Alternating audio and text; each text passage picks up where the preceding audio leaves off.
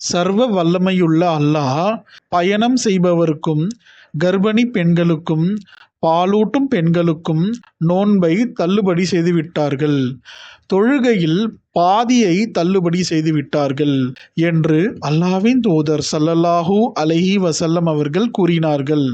குறிப்பு: பயணம் பொதுவாக 48 மைல்கள் அல்லது தோராயமாக 80 83 கிலோமீட்டர் இருக்க வேண்டும்.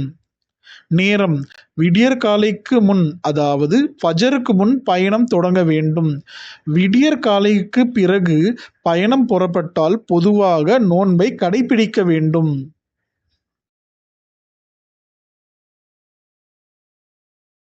ஒரு ஹதீஸை அறிந்ததற்காக ஜஸாக் அல்லாஹ் ஹைர்.